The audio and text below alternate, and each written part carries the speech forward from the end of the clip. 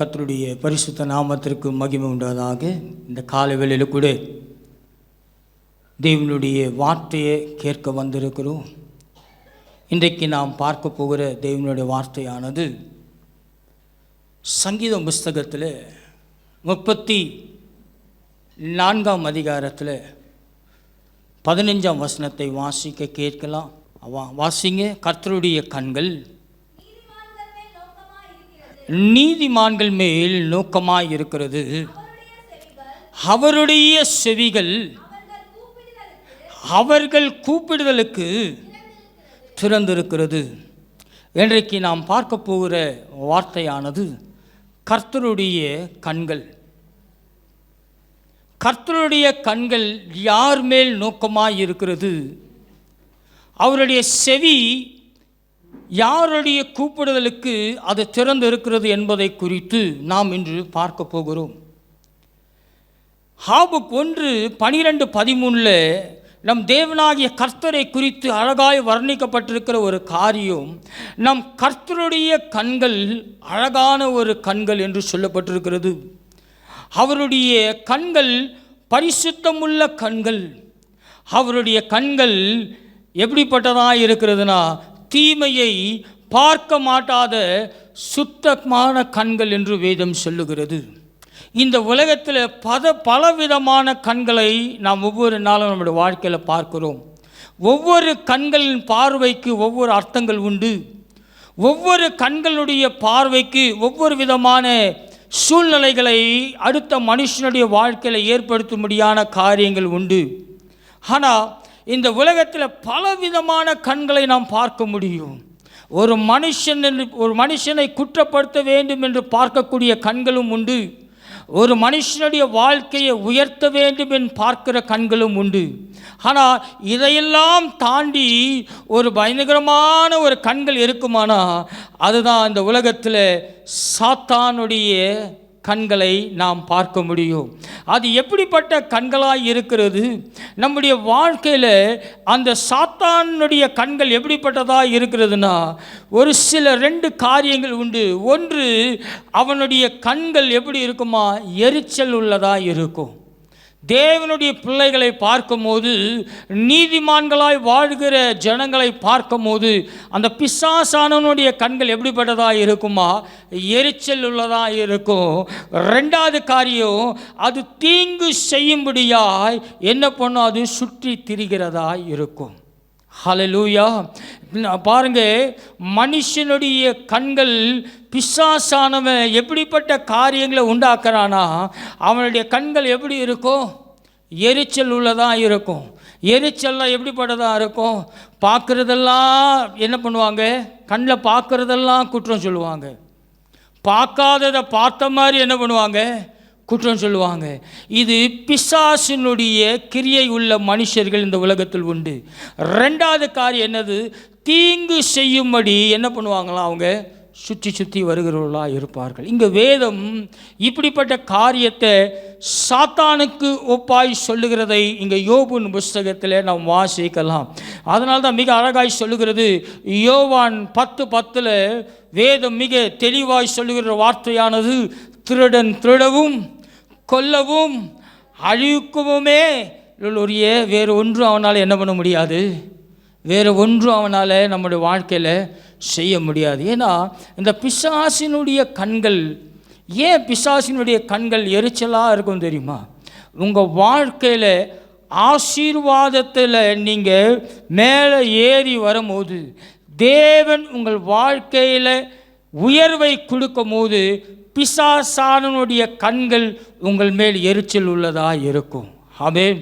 ஆசீர்வாதம் என்று சொல்லும் போது அநேகர் சொல்லுவாங்க, ஆசீர்வாதமே இல்லைன்னு. ஆசீர்வாதமே இல்லைன்னா நீ இயேசுக்கிட்ட வர வேண்டிய அவசியமே இல்லை. ஏன்னா அவர் வந்ததே உன்னை சாபத்திலிருந்து, இந்த உலகத்தின் பாவத்திலிருந்து மீட்டு உன்னை பரிசுத்தவானாய், உங்களை பரிசுத்தவாட்டியாய், நீதிமான்களாய், அவருடைய பிள்ளையாய் நீ வாழும் போது, சாபத்தில் இருந்தினா தேவனுடைய சாட்சியம், தேவனுடைய மகிமையும் உங்கள் வாழ்க்கையில் என்ன பண்ணாது, இருக்காது. இந்த ஆசீர்வாதமே இல்லைன்றவங்ககிட்ட போய் கேளுங்க, ஏங்க காரு வீடு பங்களாலாம் வச்சுருக்கீங்க, குடிசை வீட்டில் வாழுங்கன்னு கேட்டு பாருங்களா, அவங்ககிட்ட என்ன இருக்காது? என்ன இருக்காது? பதிலே இருக்காது. ஆமென். சுயநலவாதியாய் வாழ்கிறவங்க தான் ஆசீர்வாதமே இல்லைனா. ஏன்னா அவங்கள விட ஒரு படி மேலே ஏறிட்டு அவங்களால என்ன கொள்ள முடியாது? என்ன கொள்ள முடியாது? ஐயோ, என்னை விட நீ மேலே ஏறிட்டியா? அதே தான் யோபுனுடைய வாழ்க்கையில் இங்கே நம்ம வாசிக்க கேட்கலாம். யோபு 1ஆம் அதிகாரத்தில் 6ஆம் வசனத்திலிருந்து 11ஆம் வசனத்து வரைக்கும் நம் வாசிக்க கேட்போம். வாசிங்க. ஒரு நாள் தேவபுத்திரர் கர்த்தருடைய சன்னதியிலிருந்து வந்து நின்றபோது சாத்தானும் அவர்கள் நடுவிலே வந்து நின்றான். எப்போ தெரியுமாங்க பிசாசு நம்ம பக்கத்தில் வந்து நிற்கும்? தேவன் உங்களை உயர்த்தும் போது, தேவன் உங்களை ஆசீர்வதிக்கும் போது கூட பிசாசு வந்து நிற்கும். ஏன்? உங்களுடைய வளர்ச்சியும் உங்களுடைய ஆசீர்வாதத்தை குலைத்து போடுவதற்கு பிசாசானவன் என்ன பண்ணுவான்? வகை தேடுகிறவனாக இருப்பான். ஆனால் மிக அழகாய் சொல்லுகிறது.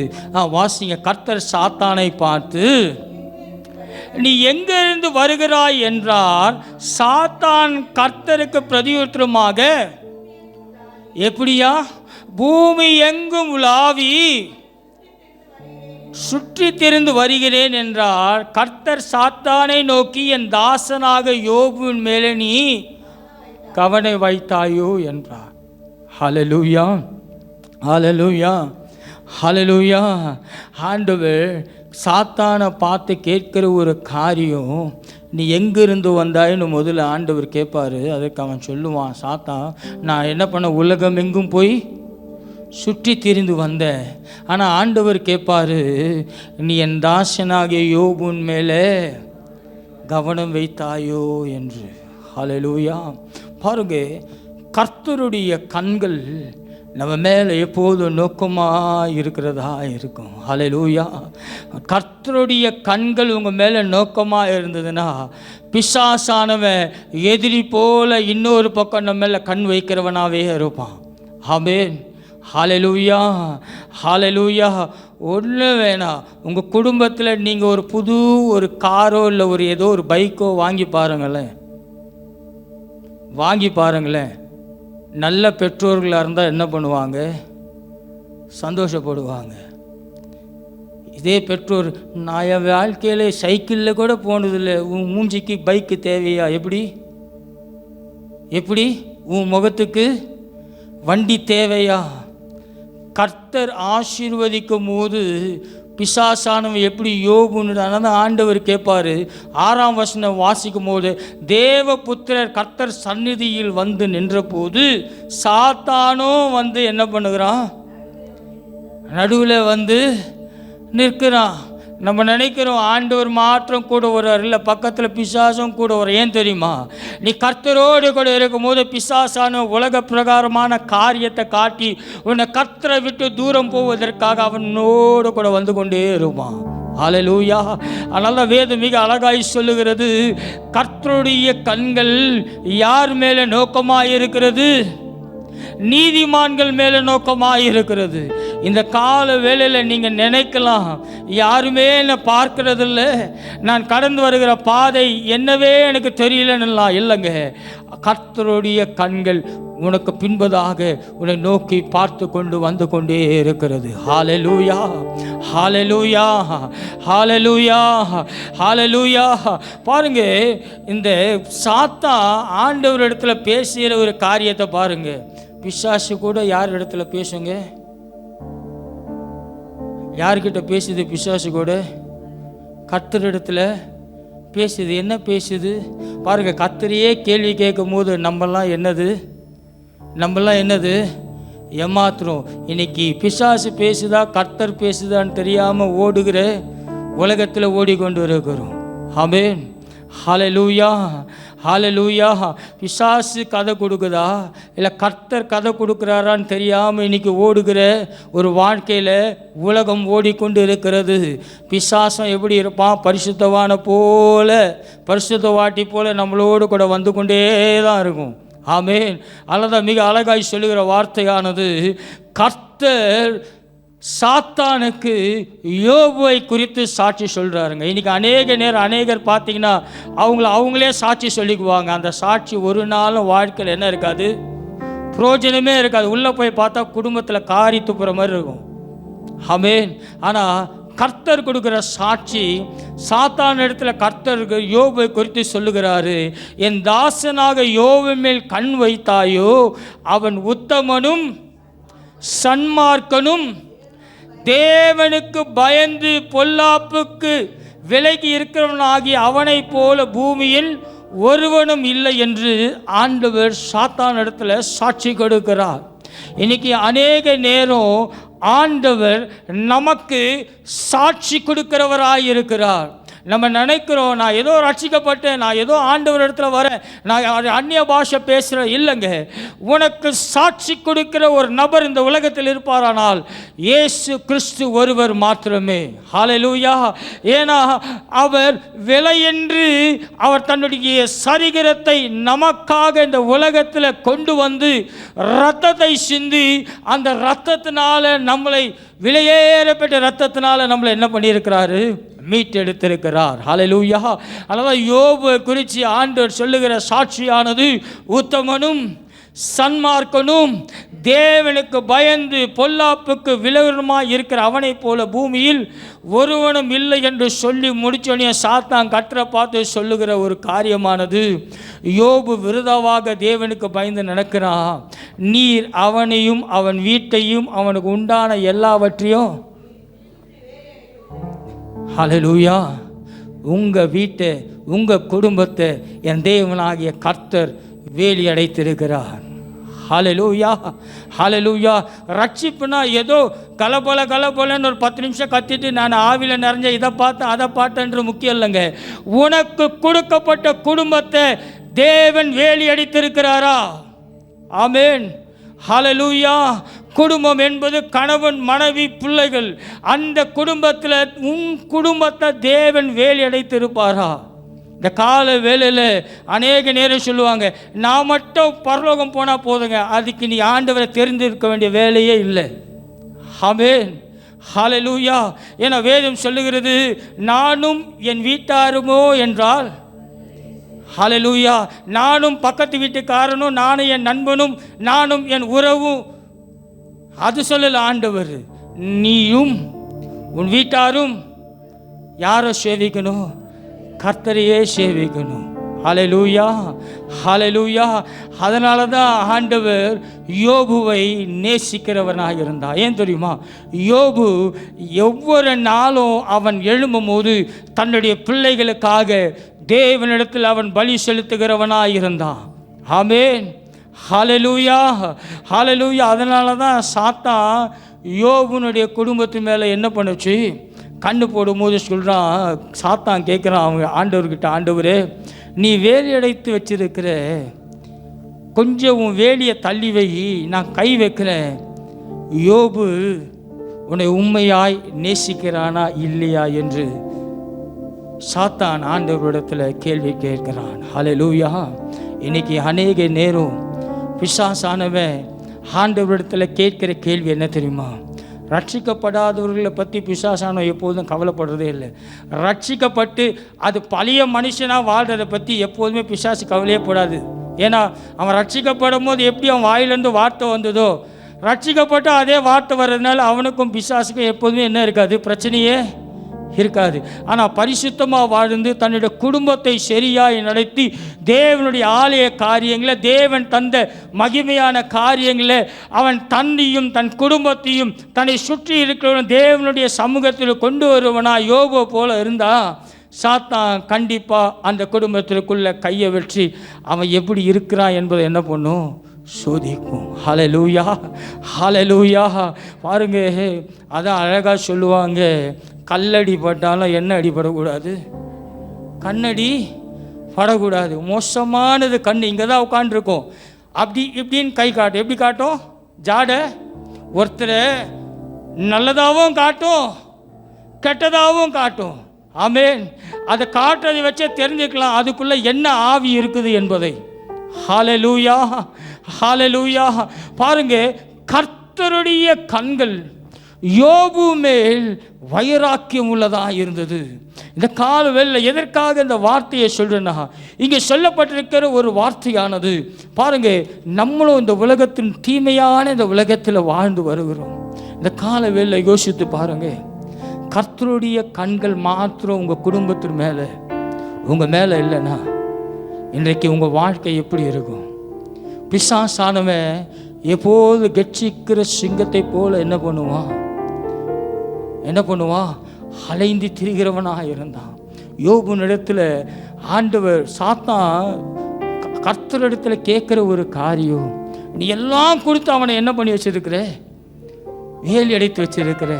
கொஞ்சம் அவனை அசைச்சிப்பாரு, உன்னை விட்டு தூரமாய் போவான் என்று. பிரியமானவர்களே, தேவன் உங்கள் மேல் வைத்திருக்கிற கண்கள் என்னைக்காவது ஒரு நாள் நீங்கள் அதை குறித்து யோசித்து பார்த்துருக்கிறீங்களா?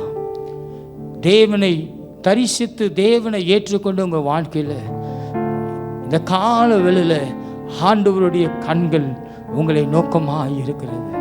ஹல்லேலூயா! கர்த்தருடைய கண்கள் உங்கள் மேலே நோக்கமாக இருக்கிறது. உன் குடும்பத்தின் மேலே அது பாதுகாவலாக இருக்கிறது. உன் பிள்ளைகள் மேலே அது பாதுகாவல் உள்ளதாக இருக்கிறது. யோபுவை போல நீ தேவனிடத்தில் சாட்சி பெற்றவர்களாக இருக்கிறீர்களா? அதனால தான் மிக அழகாய் சொல்கிறது. நம்ம சங்கீதம் 34:15 வாசிக்கும் போது நீதிமான்கள் மேல் என்று சொல்லப்பட்டிருக்க வார்த்தை. நீதிமான்கள் என்றால் என்னங்க அர்த்தம்? இன்னைக்கு நீதிமான் என்று சொல்லும் போது பல அர்த்தங்கள் சொல்லுவார்கள். மிக அழகான காரியம் வேதம் சொல்லுகிறது. பாருங்க, வேதத்தில் எல்லா மனுஷனும் என்னவா சொல்லப்பட்டிருக்கிறது? குறை உள்ளவனாய் சொல்லப்பட்டிருக்கிறது. ஆமேன். ஒருவனையும் என்ன பண்ணல வேதம் நீதி உள்ளவனாய் இருக்கிறான்னு ஒருவரையும் என்ன பண்ணதில்லை, சொன்னதில்லை. ஆனால் இங்கே மிக அழகாய் சொல்லுகிறது. பாருங்க, நம்மை பரிசுத்தமாக்குற கர்த்தர் ஒருவர் உண்டு. அவர் தான் யாரு? இயேசு கிறிஸ்து. இயேசு கிறிஸ்து மாத்திரம்தாங்க நம்மளை நீதிமான்களாய் மாற்றினார். ஹல்லேலூயா! இந்த கால வேளையில் உங்களை நீதிமான்னு சொல்கிறது எவ்வளோ பெரிய பாக்கியம், எவ்வளோ பெரிய பாக்கியம். யோசித்து பாருங்க, நம்ம வாழ்ந்த வாழ்க்கை எப்படிப்பட்ட வாழ்க்கை. ஆனால் அவர் தன்னை கிரயத்துக்கு தந்து, இயேசு ராஜா தன்னை கிரயத்துக்கு தந்து அவரை சொந்த இரட்சகராய் நாம் ஏற்றுக்கொண்ட பின்பு அவர் நம்முடைய பாவங்களை மன்னித்திருக்கிறார். அவருடைய இரத்தத்தினால் நம்முடைய பாவங்களை அவர் சுத்திகரித்து இருக்கிறார். அது மாத்திரம் அல்ல, ஞானஸ்தானம் என்னும் உடன்படிக்கையில் பாவத்திற்கு செத்து என் தேவனாகிய கர்த்தர் உங்களை நீதிக்கென்று நீதிமான்களாய் வைத்திருக்கிறார். ஹல்லேலூயா! ஹல்லேலூயா! ஒரு மனுஷன் நம்மளை பார்த்து நீதிமான்னு சொல்வதை பார்க்கிறோம், கர்த்தர் நம்மளை பார்த்து நீதிமான் என்று எண்ணணுங்க. ஹல்லேலூயா! அதனால தான் யோபுனுடைய வாழ்க்கையில் கர்த்தர் சொன்ன காரியம், அவன் உத்தமனும் சன்மார்க்கனும். ஆமென். இந்த கால வேளையில் ஆண்டவர் உங்களை பார்த்து சொல்லக்கூடிய அந்த வாழ்க்கையை நாம் வாழுகிறோமா? அதனால தான் மிக அழகாய் 1 கொரிந்தியர் புத்தகத்தில் 1:31 சொல்லுகிறது, அவரே தேவனால் நமக்கு ஞானமும் நீதியும் பரிசுத்தமும் மீட்புமானவராய் இருக்கிறார். ஹல்லேலூயா! அந்த அவரே என்று போடுகிற இடத்துல கிறிஸ்துவே தேவனால் நமக்கு ஞானமும் பரிசுத்தமும் மீட்புமானவராய் இருக்கிறார். அதனால் ஏசாயா தீர்க்கதரிசி 61:10 வேதம் இப்படியாய் சொல்லுகிறது, அவர் ரட்சிப்பின் வாசிக்க கேட்கலாம். ஏசாயா 61:10 சொல்லுகிறது, அவர் ரட்சிப்பின் வஸ்திரங்களை எனக்கு உடுத்தி நீதியின் சால்வை எனக்கு என்ன பண்ணியிருக்கிறாரு? ஹல்லேலூயா! உங்களுக்கு என்ன ஆண்டவர் கொடுத்திருக்கிறாரு? ரட்சிப்பின் வஸ்திரம். அதனால தான் நம்ம என்ன சொல்கிறோம்? நான் விசுவாசி. யாருடைய விசுவாசி? கர்த்தருடைய விசுவாசி. ஆமென். ஹல்லேலூயா! பாருங்க, உங்களை ஆண்டவர் நீதிமானாய் தெரிந்திருக்கிறது நோக்கம் ஒன்று, பிசாசினுடைய தந்திரங்களிலிருந்து உங்களை பாதுகாக்கிறார். ஹல்லேலூயா! உங்களை வேலி அடைத்திருக்கிறார், உங்களை ஆசீர்வதித்திருக்கிறார். ஆசீர்வாதம் என்பது ஆண்டவர், நீங்கள் என்னைக்கு ரட்சிக்கப்பட்டீங்களோ அன்றைக்கே தேவன் உங்களை ஆசீர்வதித்திருக்கிறார். அந்த ஆசீர்வாதத்தை உங்கள் வாழ்க்கையில் நீங்கள் அதை எப்படி வளர்ச்சிக்குள்ளே நீங்கள் கொண்டு வரீங்களோ அது பொறுத்து தான் ஆண்டவர் உங்கள் வாழ்க்கையை ஆசீர்வதிக்கிறவராக இருப்பார். ஆமென். நான் அடிக்கடி சொல்கிற ஒரு காரியம்தான், ஆதாமும் ஏவாளையும் ஆண்டவர் உருவாக்கி ஏதேன் தோட்டத்தில் கொண்டு போய் சகலத்தையும் வைத்து நடுவில் விருட்சக கனியை சேர்த்து வைத்தார். ஏங்க? ஆசீர்வாதத்தையும் சாபத்தையும் மாற்றிக்கொள்வது நீ நீதிமானாய் இருப்பதும் நீதி இல்லாமல் இருப்பதும் உங்களுடைய கரங்களில் தேவன் தந்திருக்கிறார். ஆமென். ஹல்லேலூயா, ஹல்லேலூயா, ஹல்லேலூயா. அல்லது மிக அழகாய் சொல்லுகிறது, அவர் ரட்சிப்பின் வஸ்திரங்களை உங்களுக்கு உடுத்தி நீதியின் சால்வையை கொண்டு என்ன பண்ணியிருக்கிறாராம்? தரித்திருக்கிறார். அதனால தான் நீதிமான் என்று அழைக்கப்பட்டிருக்கிறோம். ஹல்லேலூயா. நீதிமான்னா சும்மா வெளியில் நல்லா அப்படியே ஒரு என்ன சொல்லலாம், நான் பரிசுத்தவாட்டின்னு வெளியில் காட்டுறது முக்கியம் இல்லைங்க. நீதியான காரியம் உங்கள் இடத்துல இருந்தால் தான் நீங்கள் நீதிமான்கள் என்று சொல்ல முடியும். ஆமென். ஹல்லேலூயா, ஹல்லேலூயா. உள்ள ஒரு கூத்து வெளியில் வந்தால் ஒரு கூத்து கட்டினா அது பேர் நீதிமான் இல்லை, அது பேர் வேறு. அதுக்கு நான் சொல்ல வேண்டிய காரியம் நான் விருப்பப்படலை. ஆமென். எதற்கு சொல்கிறேன்னா, இன்றைக்கு நம்ம வாழ்க்கையில் பெற்ற ரட்சிப்பு நாம் தேவனுக்கு நீதி உள்ளவராக இருக்கிறோமா? தேவனுடைய கண்கள் நீதிமான் மேல் நோக்கமாக இருக்கிறது. ஆமென். உங்கள் வாழ்க்கையில் ஒருவேளை நீங்கள் என்னதான் முயற்சி செஞ்சோம் எல்லா காரியங்களும் தோல்வியாய் முடிகிறதா, அன்றைக்கே தெரிந்து கொள்ளுங்க, நீதியான காரியத்தை உங்கள் வாழ்க்கையில் நீங்கள் இன்னும் சரியாய் செய்யவில்லை என்ற அர்த்தம். ஹல்லேலூயா, ஹல்லேலூயா. அல்லது மிக அழகாய் சொல்லப்பட்டிருக்கிற இன்னொரு வார்த்தையானது பாருங்க, உங்களை நீதிமானாய் மாற்றின தேவன் உங்கள் மீது தம்முடைய கண்களை வைக்கிறது மாத்திரமல்ல, உங்களுடைய கூக்குரலையும் ஆண்டவர் என்ன பண்ணுகிறாரா? கேட்கிறவராய் இருக்கிறார். ஹல்லேலூயா. உங்களுடைய கூக்குரல் எப்படிப்பட்ட கூக்குரல்? யோபுனுடைய வாழ்க்கையை நீங்கள் பார்க்கும்போது, யோபு தன் எல்லா சூழ்நிலைகளிலும் தேவனை அவன் என்ன பண்ணலை? மறுதலிக்கல, பாவம் செய்யலை. ஆமென். பாருங்க, நல்லா இருக்கும் போதே ஆண்டவரை குறித்து யோசிக்க மாட்டாங்க பாதி பேர். நலங்கட்டு போய் அவன் தன்னுடைய குடும்பத்தை இழந்து, தன்னுடைய பிள்ளைகளை இழந்து, எல்லாவற்றையும் இழந்தும் அவன் சொல்கிற ஒரு வார்த்தை, கர்த்தர் கொடுத்தார், கர்த்தர் எடுத்தார், கர்த்தருக்கே ஸ்தோத்திரம். ரட்சிக்கப்பட்டிருக்கிற நாம் எங்கேருந்து வந்தோம்? ஆண்டவர் எல்லா காரியத்தை விட்டுட்டு பரிசுத்தரை தேடி வந்திருக்கிற நாம் உண்மையாலுமே பரிசுத்தத்திலாம் இருக்கிறோமா? இல்லை சடங்கு சாங்கியும் கர்த்தருக்கு விரோதமான பாவத்தில் இன்னும் நம்ம ஓடிக்கொண்டு இருக்கிறோமா? ஆமென். உங்களை ஆண்டவர் நீதிமானாய் தேர்ந்து கொண்டார். எதிலிருந்து? பாவத்திலிருந்து, சாபத்திலிருந்து, இப்படிப்பட்ட சடங்காச்சார காரியங்கள்லேருந்து, விக்கிரக காரியங்கள்லேருந்து, மற்றமான காரியங்கள்லேருந்து உங்களை ஆண்டவர் விடுதலை ஆக்கின பின்பு நீ கர்த்தருக்குள்ளாக இருக்கிற நீ திரும்பி எங்கு உன் வாழ்க்கை செல்லுகிறது? சாத்தான் கண்களை வைக்கும் போது யோபு மேலே கண்களை வச்சான். அவன் தன்னுடைய எல்லா நேரத்திலும் அவன் பாவம் செய்யவில்லை. ஹல்லேலூயா, ஹல்லேலூயா. நான் நீதிமான்னு நீங்கள் சொல்கிறது முக்கியம் இல்லைங்க. உங்கள் குடும்பத்தில் வருகிற ஆசீர்வாதத்தை வச்சே நம்ம தெரிஞ்சிருக்கலாம், நீதியான காரியம் நம்ம வாழ்க்கையில் இருக்குதா, நீதி இல்லாத காரியத்தை நம்மளோட வாழ்க்கையில் செய்கிறோமான்னு நம்முடைய சந்ததி வளர்றதை வைத்தே நாம் கண்டுபிடித்து கொள்ள முடியும். ஆமாம். ஏன்னா ஆண்டவர் சொல்லுகிற வார்த்தையானது, சந்ததி சந்ததி மேல் உன்னுடைய ஆவியை நான் என்ன பண்ணுவேன்? ஊற்றுவேன். நீ பழைய காரியங்களும் பழைய சடங்கையும் உன் சந்ததிக்குள்ளே ஊற்றினா பரிசுத்த ஆவி அந்த சந்ததிக்குள்ளே இருக்க மாட்டார்.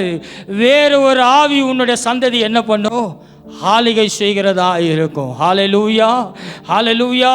அதனால தான் சொல்லப்படுகிற காரியமானது, உங்களுடைய கூக்குரலையை கேட்பதற்கு அவருடைய செவிகள் எப்படி இருக்கிறதா? திறந்தவளாய் இருக்கும். உங்களுடைய ஜெபத்திற்கு பதில் தந்து அற்புதத்தை செய்து உங்களை திருப்தியாக்க அவர் வல்லமை உள்ளவராய் இருக்கிறார். ஆமென், ஹல்லேலூயா. தேவனுடைய கண்கள் நம்மளை பார்க்கிறது மாற்றம் இல்லைங்க, நமக்குள்ளாக அது நீதி செய்யும். அந்த நீதி எப்படிப்பட்டதாய் இருக்கும்? அது வல்லமை உள்ளதாய், அது அற்புதம் செய்கிறதாய், நம்முடைய வாழ்க்கையில் நடத்துகிறதாய் இருக்கும். ஹல்லேலூயா. 3 காரியத்தை குறித்து நான் சுருக்கமாய் சொல்லி தேவனுடைய வார்த்தைக்குள்ளாக நாம் கடந்து செல்ல போகிறோம். பாருங்க, கர்த்தர் எப்படி தம்முடைய கண்களை நம்மீது பதித்து வைத்திருக்கிறார் என்பதை குறித்து 3 காரியங்களை நான் சுருக்கமாய் சொல்லி உங்களோடு கூட பேசி நான் ஜெபிக்க போகிறேன். எழுதி கொள்ளுகிறவங்க எழுதி கொள்ளலாம். காரியமானது, அவருடைய கண்கள் நம்மை ஆலோசனை கொடுக்கும்படியாக அவருடைய கண்கள் நம்மளை நோக்குகிறது. 2வது காரியம், அவருடைய வல்லமையை விளங்கும் பண்ணும்படி அவருடைய கண்கள் நம்மேல் நோக்கமாய் இருக்கிறது. 3வது காரியம், அவருடைய கிருபையை காண்பிப்பதற்காக, நமக்குள்ளாக கிருபையை, அவர் கிருபையை காண்பிப்பதற்காக அவர் கண்கள் நம்மேல் நோக்கமாய் இருக்கிறது. ஆமென். இன்னொரு முறை சொல்கிறேன், சுருக்கமாய் சொல்லுகிற 3 காரியம். 1 ஆலோசனை, 2வது அவருடைய வல்லமை விளங்கும் பண்ணும்படி, 3வது நம்முடைய வாழ்க்கையில் அவருடைய கிருபையை காணும்படி. ஆமென். ஹல்லேலூயா. முதல் காரியம், நமக்கு அவர் ஆலோசனை கொடுக்கிறவராக இருப்பார். 2வது காரியம், அவருடைய வல்லமை நம்முடைய வாழ்க்கையில் விளங்கும்படியாய் அவருடைய கண்கள் நம்மை காண்கிறதா இருக்கும். 3வது காரியம், அவர் கிருபையை நம்முடைய வாழ்க்கையில் காணும்படியாக அவர் நம்மை நன்மை செய்கிறவராய் இருப்பார். ஹல்லேலூயா. முதலாவதாக நமக்கு ஆலோசனை கொடுக்கும்படியாய் கர்த்தருடைய கண்கள் நம்மேல் எப்படி நோக்கமாய் இருக்கும் என்பதை குறித்து நாம் வாசிக்க கேட்கலாம். சங்கீதம் 32ஆம் சங்கீதம் 8ஆம் வசனத்தை எடுத்தவர்கள் வாசிக்கலாம். சங்கீதம் 32:8 வாசிக்க கேட்போம். நான் உனக்கு போதித்து நீ நடக்க வேண்டிய வழியை உனக்கு காட்டுவேன், உன்மேல் என் கண்ணை வைத்து உனக்கு ஆலோசனை சொல்லுவேன். ஹல்லேலூயா. ஹல்லேலூயா. நான் உனக்கு போதித்து நீ நடக்க வேண்டிய வழியை உனக்கு காட்டுவேன். அது மாத்திரமல்ல, உன்மேல் என் கண்களை வைத்து. அந்த அழகான கண்கள், தேவனுடைய கண்கள் நம்ம மேலே என்ன அழகாய் நோக்கமாக இருக்குது பாருங்க. ஆனால் தான் முதல் வார்த்தை சொல்லுகிறது, நான் உனக்கு போதித்து. ஆமென். ஹல்லேலூயா. மனுஷ வாழ்க்கையில் ஆலோசனை மிக முக்கியமான ஒன்று. ஆமென். ஆலோசனை மிக முக்கியமான ஒன்று. ஆலோசனை, ஒரு மனுஷன்கிட்ட ஆலோசனை கேட்காதவங்களை பார்த்தீங்கன்னா, அவங்க எடுக்கிறதெல்லாம் எடுப்பாங்க, கீழே தூக்கி போட்டு உடைச்சிடுவாங்க. ஆலோசனை மிக முக்கியம். ஏன் இப்படி இந்த காரியத்தை? நீதிமொழிகள் 15ஆம் அதிகாரம் 22ஆம் வசனம் சொல்லுகிறது, ஆலோசனை இல்லாததால் எண்ணங்கள் என்ன பண்ண போகுமா? சிதைந்து போகும் என்று வேதம் மிக அழகாய் சொல்லுகிறது. ஆலோசனை என்றால் என்ன அர்த்தம்? இன்றைக்கு ஆலோசனை சொல்லுகிறவர்கள் இந்த உலகத்தில் அநேகர் இருக்கிறாங்க. ஆனால் தெய்வீக ஆலோசனை சொல்லுவதற்கு இன்றைக்கு அநேகர் இல்லை. ஆலோசனை சொல்லுகிறவர்கள் உண்டு. நல் ஆலோசனை சொல்லுகிறவர்களை தேடி கண்டுபிடிப்பது தான் விசுவாசத்தினுடைய வாழ்க்கை. இங்கு நம்ம பார்க்கும் போது ஆலோசனை இல்லாத எண்ணங்கள் சிதைந்து போகும். ஆலோசனைக்காரர் அநேகர் இருந்தால் அவைகள் என்ன பண்ணப்படும்? உறுதிப்படுத்தப்படும். ஆலோசனை மிக முக்கியமான ஒன்று. ஏன் சொல்கிறேன்னா, ஒரு மனுஷன் ஆலோசனையை கேட்டு நடக்கலைன்னா, நானே ராஜா நானே மந்திரின்னு ஒரு மனுஷன் வாழ்ந்தானா, அவன் வாழ்க்கையில் ஒரு நாள் எந்த விதமான முன்னேற்றமும் என்ன பண்ணாது, இருக்காது. நீங்கள் நல்லா பாருங்கள், நல்ல பிள்ளைகள் பெற்றோர்களுடைய ஆலோசனையை கேட்டு மிக அழகாய் நடந்து வரும். அந்த பெற்றோர்களும் ஆலோசனை கொடுக்கக்கூடிய கிருபை அவங்க கிட்ட இருந்தால் அவங்க பிள்ளைகள் என்ன பண்ணும்? ஆலோசனையை கேட்டு வரும். ஏன்னா அந்த பெற்றோர் ஆலோசனை கேட்கிற இடம் எப்படி இருக்கும்? சரியான இடமா இருந்தால் அவங்க பிள்ளைகளுக்கு ஆலோசனை கொடுக்கும் போது அது எப்படி உண்டாகும்? சரியாக உண்டாகும். இன்றைக்கி அநேக நேரம் ஆலோசனை கொடுக்கும் போது எல்லாத்தையும் மாற்றி மாற்றி தங்களுக்கு வேண்டியதெல்லாம் சொல்லி நல் ஆலோசனை என்ன பண்ணுறதில்ல, அநேக இடத்துல கொடுக்கறதில்ல. இங்கே வேதத்தில் ஒரு அழகான ஒரு காரியம் உண்டு. நம் கர்த்தராகிய ஆண்டவர் ஆகாரனுடைய வாழ்க்கையில் ஒரு அருமையான ஒரு ஆலோசனை தருகிறவராக இருக்கிறார். எடுத்தவர்கள் வாசிக்க கேட்கலாம். ஆதியாகமம் 16ஆம் அதிகாரம் 8-13 வசனம். எதற்காக இந்த ஆலோசனையை குறித்து நான் இந்த காலவெளியில் உங்களோடு கூட சொல்கிறேன்னா, கர்த்தருடைய கண்கள் ஒரு மனுஷன் மேல் இருக்கும் போது அவர் ஆலோசனை சொல்லுகிறவராய் இருப்பார். ஆமென். இன்னைக்கு அநேக நேரம் அநேக குடும்பத்தில் பிள்ளைகள் வாழ்க்கை மற்றுமான கணவன் மனைவி வாழ்க்கை ஏன் சீரடைந்திருக்கு தெரியுமா? ஆலோசனை என்ன பண்ணுறதில்ல, செய்கிறதே கிடையாது. கணவன் மனைவின்னு இருக்கிறாங்க, ஒருத்தரோடு ஒருத்தர் எப்போதும் என்ன பண்ண மாட்டாங்க, ஆலோசனையே செய்ய மாட்டாங்க. சில பேர்லாம் கேட்டால் சொல்லுவாங்க, நான் யார் பேச்சே கேட்க மாட்டேங்க, நான் சொல்கிறதாங்க செய்வேன். அவங்க குடும்பத்தினுடைய வாழ்க்கை எடுத்து பாருங்களேன், ஒரு காரியத்தில் கூட அவங்க உருப்படியாக எதுவுமே பண்ணியிருக்க மாட்டாங்க.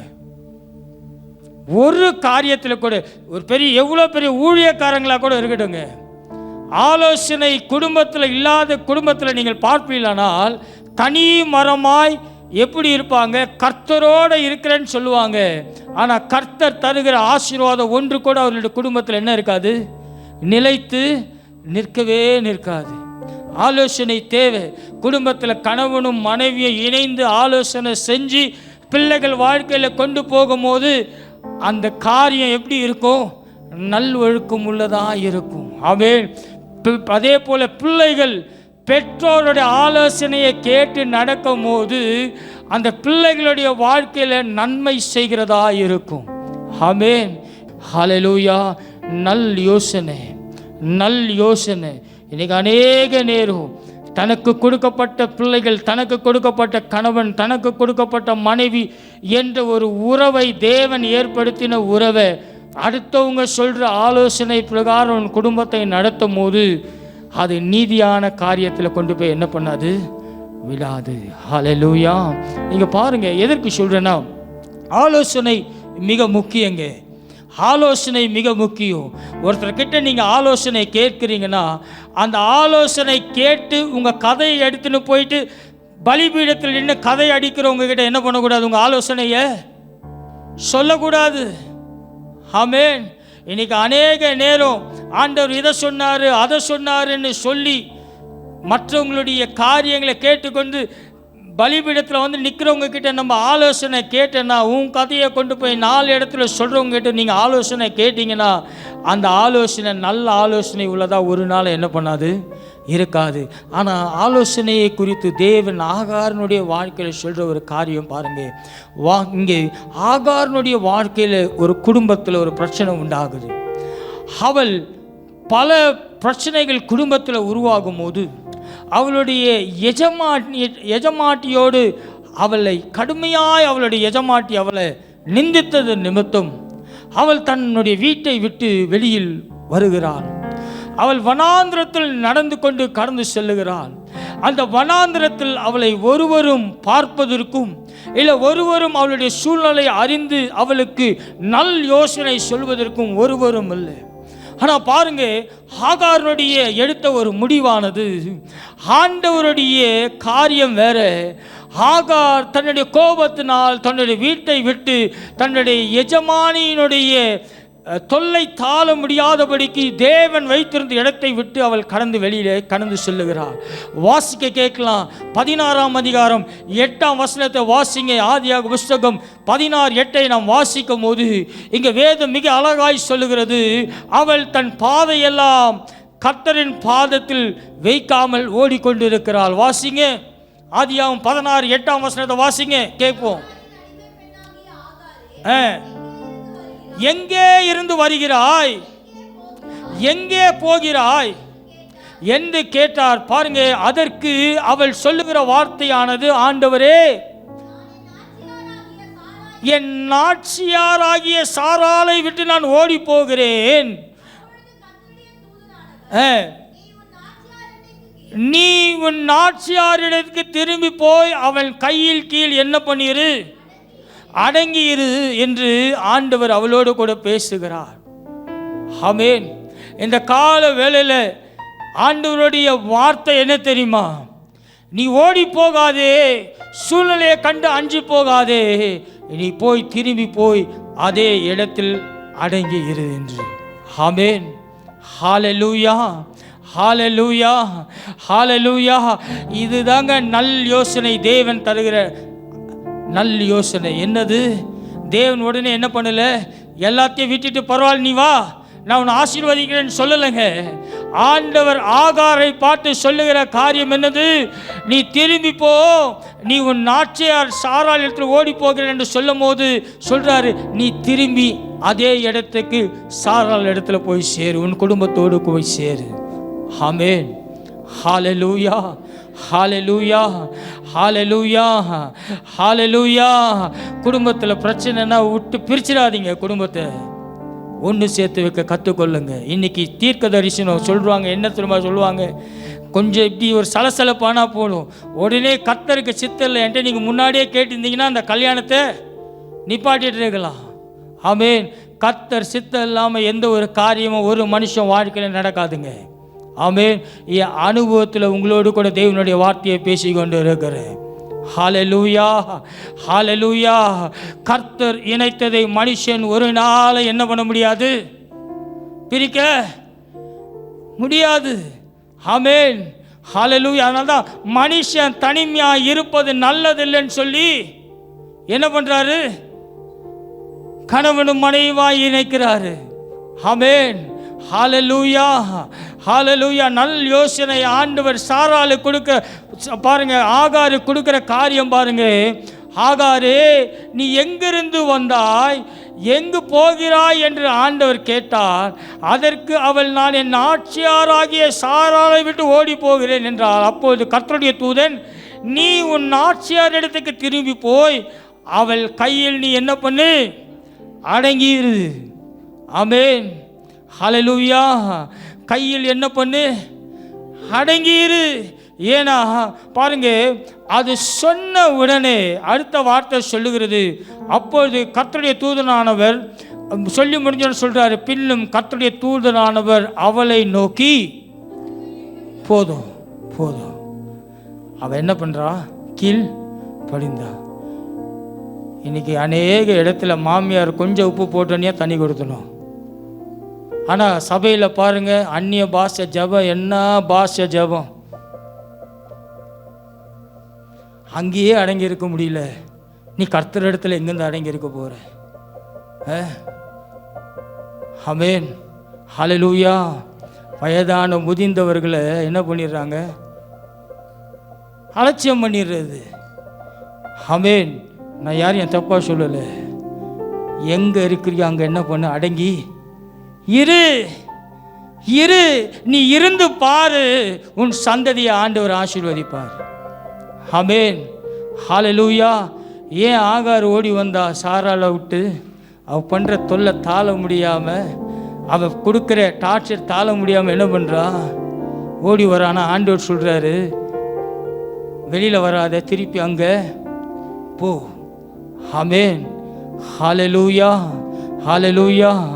இன்னைக்கு அநேக இடத்துல அநேக காரியங்களில் என்ன பண்ணுறதில்ல, இப்படிப்பட்ட சூழ்நிலைகள் ஓடிக்கொண்டு இருக்கிறீங்க.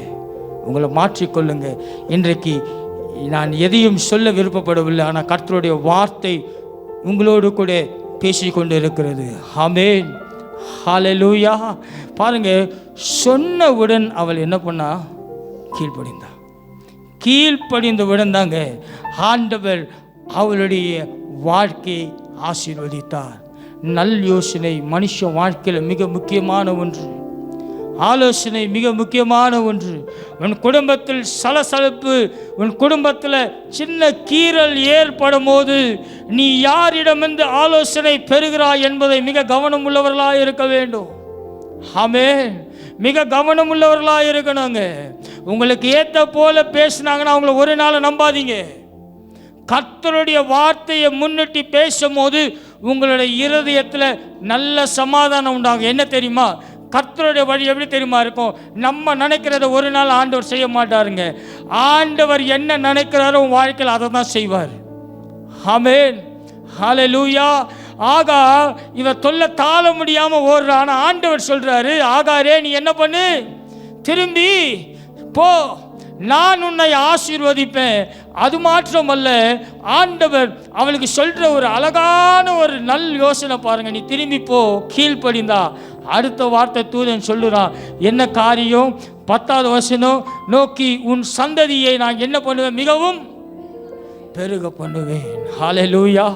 உன் சந்ததியை நான் என்ன பண்ணுவேன், மிகவும் பெருக பண்ணுவேன். நீங்க கர்த்தருடைய காரியத்தில் கீழ்ப்படிந்து உங்களுக்கு சகிப்புத்தன்மை இருந்து நீங்க உங்களுக்கு கொடுக்கப்பட்ட ஆலயத்தில் நீங்க தேவனோடு கூட ஐக்கியம் பட்டு இருப்பீர்களானால், உண்மையாலுமே சொல்லுகிறேன், தேவன் உங்களுக்கென்று வைத்திருக்கிற ஆசீர்வாதம் அது பெரிதுள்ளதாக இருக்கும்.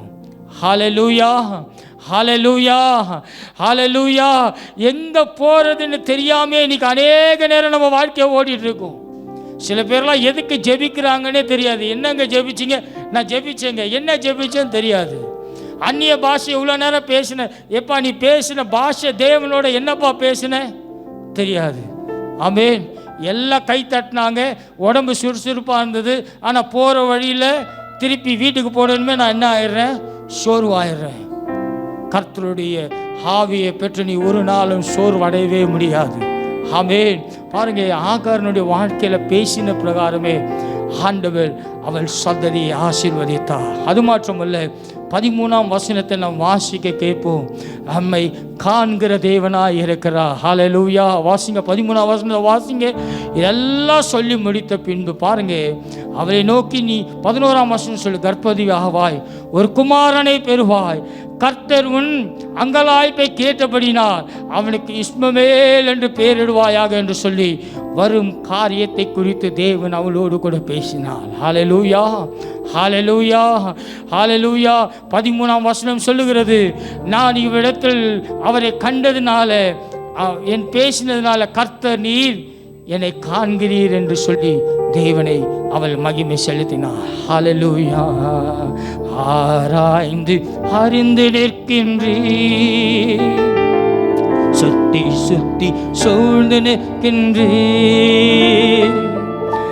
நான் அமர்வதும் நான் எழுவதும், நான் அமர்வதும் நான் எழுவதும் நன்றா அறிந்து நிற்கின்றேன்.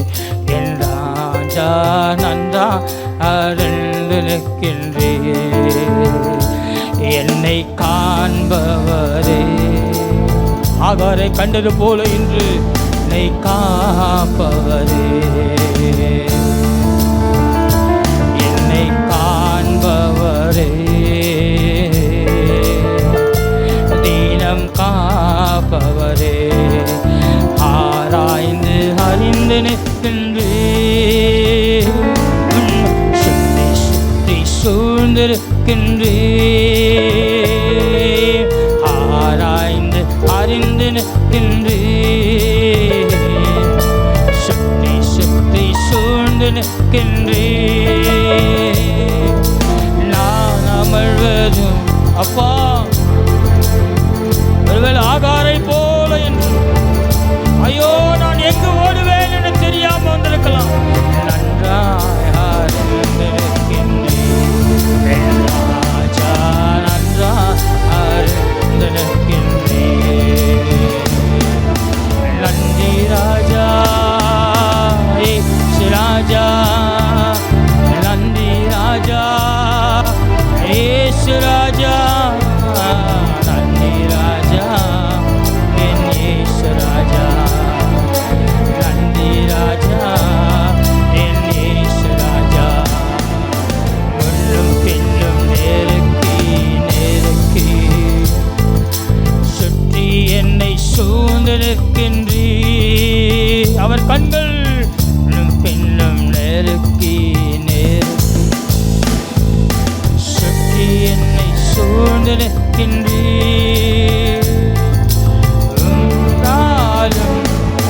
படுத்தாலும்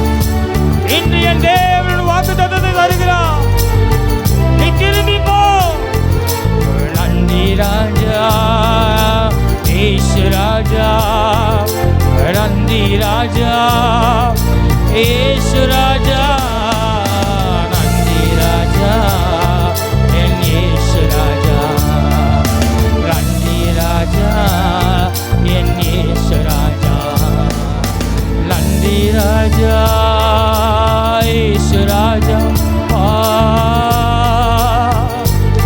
இயேசு ராஜா, நன்றி ராஜா என் இயேசு ராஜா, நன்றி ராஜா என் இயேசு ராஜா. அன்று ஆகரோடு கூட பேசினது போல என் தேவன் இன்று உங்களோடு கூட பேச அவர் சித்தமுள்ளவராக இருக்கிறார். அவர் உங்களுக்கு போதிக்கிறவராக இருப்பார். நீங்கள் நடக்க வேண்டிய வழி என்ன என்பதை அவர் உங்களுக்கு காட்டுவார். அவர் கண்கள் உங்கள் மேல் நோக்கமாக இருக்கிறது. ஆகாரின் மேல் நோக்கமாக இருந்ததுங்க. அவள் வேதனையோடு கூட வனாந்திரத்தில் ஓடிக்கொண்டிருந்தாள். ஐயோ, இந்த சூழ்நிலை என்னை நெருக்குகிறதே என்று ஓடிக்கொண்டிருக்கிறார். ஆனால் ஆண்டவர் சொன்ன ஒரு காரியம், அந்த வனாந்திரத்தில் ஆகாரே எங்கிருந்து வருகிறார்? இன்றைக்கு ஆண்டவர் உங்களை பார்த்து அதே வார்த்தை தான் கேட்கிறார். எங்கே ஓடணும்னு நீங்கள் நினைக்கிறீங்க? தேவனுடைய சமூகத்தில் விழுங்க. உங்களுடைய சூழ்நிலையை கண்டு ஓடாதீங்க. எனக்கு இங்கே ஓடுனா விடுதலை இருக்குமா, அங்கே கேட்டால் எனக்கு வாழ்க்கை மாறுமா, ஆலோசனை கேட்டால் இல்லை. நீ ஓட வேண்டிய ஒரே இடம் தேவனுடைய சமூகம். தேவனுடைய சமூகத்தில் உடைத்து ஊத்துங்க. ஆகாருக்கு தேவன் வழியை திறந்தது போல உன்னுடைய சந்ததிக்கும் உன்னுடைய வாழ்க்கைக்கும் தேவன் வழியை திறக்கிறவராயிருப்பார். ஹல்லேலூயா, ஹல்லேலூயா. அவர் நம்மை காண்கிற தேவனாயிருக்கிறார். ஆமென், ஹல்லேலூயா. இரண்டாவதாக அவருடைய வல்லமையை விளங்கும் பண்ணும்படியான காரியம். இங்கே 2 நாளாகும் புஸ்தகத்தில் 16ஆம் அதிகாரத்தில் 9ஆம் வசனத்தை வாசிக்க எப்படி அவருடைய வல்லமை நம்முடைய வாழ்க்கையில் விளங்க பண்ணும். முதல் காரியம், தேவன் தருகிற ஆலோசனை. ஆகாருக்கு தேவன் ஆலோசனை தந்தார். நீ ஓடாதே, நீ திரும்பி போய் நான் சொன்ன இடத்தில் நீ இரு, உன் சந்ததியை ஆசீர்வதிப்பேன் என்று. ரெண்டாவது காரியம் பார்த்தீங்கன்னா அவருடைய வல்லமை. ஆலோசனை நம்முடைய வாழ்க்கையில் பெற்ற பின்பு தேவனுடைய வல்லமை நம்முடைய வாழ்க்கையில் வெளிப்படும். வாசிக்க கேட்கலாம். 2 நாளாகும் 16ஆம் அதிகாரம் 9ஆம் வசனம். உத்தம இருதயத்தோடு கூட இருக்கிறவர்களுக்கு தம்முடைய வல்லமையை விளங்கும் பண்ணும்படி கர்த்தருடைய கண்கள் பூமி எங்கும் உலாவி கொண்டிருக்கிறது. ஹல்லேலூயா. இன்னொரு தடவை வாசிங்க.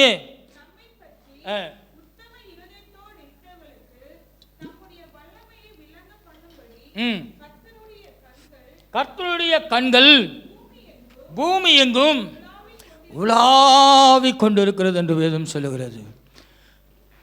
ஆண்டவர் சாத்தானை பார்த்தோம். இதே கேள்வி கேட்கும்போது சாத்தான் என்ன சொன்னான்? நான் உலகெங்கும் போய் என்ன பண்ணேன்? சுற்றி வந்தேன். ஆண்டவருடைய கண்களும் பூமி எங்கும் உலாவி கொண்டிருக்கிறது. ஹல்லேலூயா, ஹல்லேலூயா, ஹல்லேலூயா. எதற்காக? கர்த்தருடைய வல்லமை விளங்கும் பண்ணும்படி. அது மாற்றமல்ல, நம்ம எப்போதும் அவர் உற்று பார்த்து கொண்டே இருக்கிறார். ஏன்? நமக்குள்ளாக இருந்து ஏதாவது ஒரு அற்புதத்தை செய்வதற்காக. இன்றைக்கி அநேக நேரம் நம்ம வாழ்க்கையில் அற்புதம் ஆண்டவர் செய்ய மாட்டேன்றார் இல்லைங்க. அவருடைய வல்லமை நம்முடைய வாழ்க்கையில் விளங்க பண்ணும்படியாய் ஆண்டவர் நம்மளை சுற்றி சுற்றி வந்து கொண்டே இருக்கிறார். ஆனால் தான் பாடும் போது நம்ம பாடினோம், சுற்றி சுற்றி என்ன பண்ணியிருக்கிறீர்? சூழ்ந்து இருக்கிறீர். ஆகார சுற்றி தேவன் சுற்றி இருந்ததுனால தான் அவள் வனாந்திரத்தில் ஓடி போய் தன்னை மாற்றிக்கணும்னு நினைக்கும் போது ஆண்டவர் சொல்ற, ஆகாரே நீ என்ன பண்ணு, திரும்பி. ஆமென், ஹல்லேலூயா, ஹல்லேலூயா, ஹல்லேலூயா. அல்லது மிக சங்கீதக்காரர் எழுதும் போது 139:8 அழகாக சொல்லுவான், நான் வானத்திற்கு ஏறினால நீர் அங்கே இருக்கிறீர், நான் பாதாளத்தில் படுக்கை போட்டாலும் எங்கே இருக்கிறீர்? அங்கே இருக்கிறீர். ஆமென், ஹல்லேலூயா. நம்ம எங்க இருந்தாலும் ஆண்டவர் நம்மோட கூட இருப்பாருங்க. ஆமென். ஹல்லேலூயா. கவலையே படாதீங்க. நீ வேலை செய்கிற இடம் இல்லை, நீ இருக்கிற குடும்பம் இல்லை, நீங்கள் இருக்கிற சூழ்நிலை நரகமாக இருந்தாலும் கவலைப்படாத. அங்கேயும் தேவனாகிய கர்த்தர் உன்னோடு கூட இருக்கிறார். ஆமென். ஹல்லேலூயா. அநேக நேரம் சில பேர்லாம் தொலைபேசியில் வாலிப பிள்ளைகள் ஃபோன் பண்ணுங்க, அண்ணே வேலையில் நான் உள்ளே போகிறதுக்கே கடுப்பாக இருக்குன்னு என்னை டார்ச்சர் பண்ணுறாங்க. நான் சொல்லுவேன், உன்னோட கூட ஆண்டவர் இருக்கார், நீ பாட்டுக்கு போ. நரகமாக தான் இருக்கும், ஆனால் அங்கேயும் ஆண்டவர் உன்னோட கூட இருப்பார். வராத ப்ரொமோஷனு தானாக வரும். ஆமென். ஹல்லேலூயா. ஹல்லேலூயா. வராத சங்கதியை நரகமாக வாழ்க்கை மாறினாதாங்க தேவன் உனக்குள்ளாக இருந்து வல்லமையை விளங்க பண்ண முடியும். ஆமென். வல்லமைனா சும்மா அப்படி வந்துடாதுங்க. தேவனுடைய வல்லமை எப்படிப்பட்டதாக இருக்கும் தெரியுமா? நீ அரசாளுகிற தேவன் உன்னை அரசால வைக்கிறவராய் தேவன் மாற்றுகிறவராய் இருப்பார். ஹல்லேலூயா. ஹல்லேலூயா. அதனால தான் பாருங்க, இதில் சொல்லப்பட்டிருக்கிற காரியமானது அதே நேரத்தில் கர்த்தர் நமக்குள்ளாக எதிர்பார்க்கிற ஒரு காரியம், உத்தம இருதயத்தை தேவன் எதிர்பார்க்கிறார். ஆமென். ஹல்லேலூயா. ஹல்லேலூயா. பாருங்க, உத்தம இருதயம் என்றால் என்ன தெரியுமா? கபடில்லாத இருதயம், கபடில்லாத இருதயம், தீங்கில்லாத இருதயம். மூன்றாவது காரியம் பரிசுத்தம் உள்ள இருதயம். இந்த இருதயத்தை தான் தேவன் வாசம் செய்ய அவர் விரும்புகிறவராக இருக்கார். கபடில்லாத இருதயம். ரெண்டாவது காரியம் தீங்கு நினையாத இருதயம். எவ்வளோ காரியம் இருக்கு பாருங்க வேதத்தில். ஆண்டு ஒரு மனுஷன் வாழ்க்கையில் வந்து வாழணும்னா இந்த அசுத்தமான இந்த ரத்தமும் அசுத்தமான நாட்டமுள்ள ஒரு சரீரத்திற்குள்ள ஆண்டவர் வந்து உள்ளே இருக்கிறதுக்கு அவர் எதிர்பார்க்கிற காரியம் என்னது? லக்ஸு சோப்போ இல்லை சென்ட்டோ இல்லை, தீங்கு நினையாத இருதயம். இருதயத்தில் தீங்கு நினையாத இருதயம். ரெண்டாவது கபடில்லாத இருதயம். கபடில்லாத தீங்கில்லாத பரிசுத்தம் உள்ள இருதயத்தை தேவன் விரும்புகிறவராக இருக்கிறார். பாருங்க, இதற்கு ஒரு உதாரணம் வேதத்தில் மிக அழகாக இருக்கிறோம். 1 4 புஸ்தகத்தில் 12ஆம் அதிகாரத்தில் 38-39 தாவீதினுடைய இருதயம் கர்த்தருக்கு பிரியமுள்ளதாக இருந்தது. அநேக நேரம் நம்ம நினைக்கிறோம், நம்முடைய இருதயத்தில் ஆண்டவர் வாசம் செய்கிறாரான்னு. எனக்கு பிடித்த ஒரு நபர் வேதத்தில் தாவீது. தாவீதினுடைய இருதயத்தை தேவன் நேசிக்கிறவராக இருந்தார். 38-39 வசனங்களை நீங்கள் வாசிக்கும் போது தாவீதினிடத்தில் அந்த இஸ்ரவேல் ஜனங்கள் வருகிற ஒரு காரியமானது. தாவீதுடைய வாழ்க்கையை நீங்கள் பார்க்கலாம். தாவீது ராஜாவாக ஏற்படுத்துவதற்காக இஸ்ரவேல் ஜனங்கள் தாவீதினிடத்தில் வருகிறதை குறித்து இங்கே வாசிக்க கேட்கலாம். வாசிங்க. தாவீதை இஸ்ரவேல் மேல் ராஜா ஆவதற்கு இது முக்கிய மனுஷர்கள் அணி அணியாய் வைக்கப்பட்டவர்களாக உத்தம இருதயத்தோடு எபிரோனுக்கு வந்தார்கள். எப்படி வந்தார்களா? உத்தம இருதயத்தோடு. நாம் கர்த்தரை தேடி வரும்போது உத்தம இருதயத்தோடு கூட தேவனை தேடுகிறோமா? அந்த ஜனங்கள் தாவீதை ராஜாவாக ஆக்குவதற்காக உத்தம இருதயத்தோடு கூட எங்க வந்தார்களா? எபிரோனுக்கு வந்தார்கள் என்று வேதம் சொல்லுகிறது. வாசிங்க. இஸ்ரவேலில் மற்ற யாவரும் தாவீதை ராஜா ஆக்குவதற்கு ஒருமனப்பட்டு இருந்தார்கள். ஆமென். நீ உத்தம இருதயத்தோடு கூட தேவனை தரிசிக்கிற ஒரு இருதயத்தை உங்க வாழ்க்கையில் வைத்துக் கொள்ளுங்க. தாவீது எங்கேயோ அமர்ந்து கொண்டு இருக்கிறான். ஆனால் அந்த ஜனங்களுக்குள்ள எப்படி இருக்குது? தாவீதை ராஜாவாய் மாற்றுவதற்கென்று. ஏன்னா தாவீதினுடைய இருதயம் கர்த்தருக்கு ஏற்றதா இருந்தது. ஹல்லேலூயா, ஹல்லேலூயா, ஹல்லேலூயா, ஹல்லேலூயா. எங்கேயோ உட்கார்ந்து கொண்டு இருக்கிறாங்க. யுத்த வீரர்கள் சொல்றாங்க, அவனை எங்களை அரசாளுகிறவனாக மாற்றுவதற்கு எல்லாம் ஒன்று கூடி. வாசிங்க, அடுத்த லைன் வாசிங்க. அவர்கள் அங்கு தாவீதோடு கூட 3 நாட்கள் இருந்து போஜனம் பானம் பண்ணினார்கள். பாருங்க, அவர்கள் சகோதரர்கள் அவர்களுக்காக சகலத்தையும் ஆயத்தம் பண்ணினார்கள்.